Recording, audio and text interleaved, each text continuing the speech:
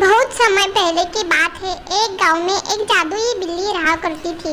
वो बिल्ली पूरे गांव में घूमती थी और किसी को मदद की जरूरत होती तो उसकी मदद करती थी। एक दिन रोज की तरह गांव में घूम रही थी और अचानक से उसे एक बच्चे की रोने की आवाज आ गई। जैसे ही बिल्ली ने अंदर झांक कर देखा तो एक प्यारी सी बच्ची कपड़े धोते हुए रो रही थी और पीछे से औरत के चिल्लाने की आवाज आ रही थी, खबरदार अगर आगे से होमवर्क करने की बात कही तो घर पर बैठो और घर का सारा काम करो, जल्दी ही तुम्हारा स्कूल से नाम कटवाती हूँ। यह कहती हुई वह औरत बाहर चली गई। बिल्ली ने सोचा कि इस बच्ची की मदद करनी चाहिए। फिर वो बिल्ली खिड़की से अंदर आ गई और दूध पीने लगी। जैसे ही लड़की ने बर्तन गिरने की आवाज सुनी तो वह भागकर रसोई में आई और बिल्ली को देखकर बोली, रुक जा बिल्ली, चोरी मत कर, चोरी करना गलत बात है। मैं तुझे अलग से दूध देती हूँ। अगर मेरी माँ को पता चला कि बिल्ली ने दूध झूठा कर दिया है तो बिना सोचे समझे पता नहीं क्या मुझे सजा देगी। यह सुनकर वह बिल्ली बोली, मुझे आज तक किसी ने ऐसा नहीं बोला। हर कोई मुझे मार भगा देता है। तुम बहुत नेक दिल की लड़की लगती हो, लेकिन तुम रो क्यों रही हो? बिल्ली के पूछने से लड़की ने दुखी चेहरा बनाते हुए बोली, मेरा नाम शाइनी है। यह मेरी असली माँ नहीं है, यह मेरी सौतेली माँ है। मेरे पापा काम से अक्सर बाहर रहते हैं। माँ मेरे साथ बहुत बुरा बर्ताव करती है और पापा मेरी बात का विश्वास भी नहीं करते हैं। इसलिए मुझे माँ की बातों का बहुत बुरा लगता है।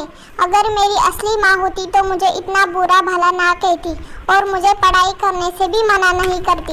यह सुनकर बिल्ली वहाँ से चली जाती है और शाइनी अपने काम के लिए चली जाती है।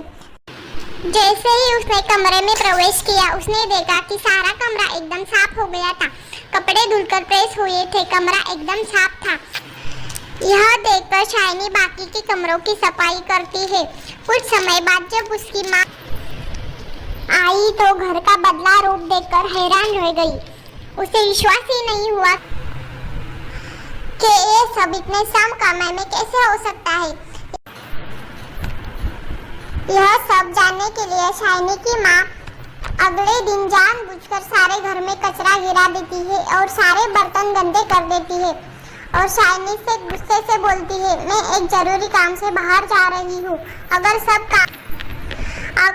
काम 2 घंटे में नहीं पूरा हुआ तो आज रात का खाना नहीं मिलेगा। यह कहकर वह घर से चली जाती है। शाइनी बहुत डर गई और जल्दी से काम करने लगी। यह सब वह बिल्ली देख रही थी और उसी वक्त शाइनी के हाथ से एक कांच की कटोरी गिर गई और टूट गई। यह सब देखकर शाइनी को समझ में आ गया कि आज रात का खाना नहीं मिलेगा, भूखा ही सोना पड़ेगा। कुछ देर बाद वह बिल्ली अंदर आई और बोली, आज दूध मिलेगा शाइनी? शाइनी ने अपना दुख बताते हुए बिल्ली के लिए दूध डाला और अपना काम वापस से शुरू किया। यह सब शाइनी की सौतेली माँ देख रही थी। उसने देखा सब काम अपने आप हो रहे थे।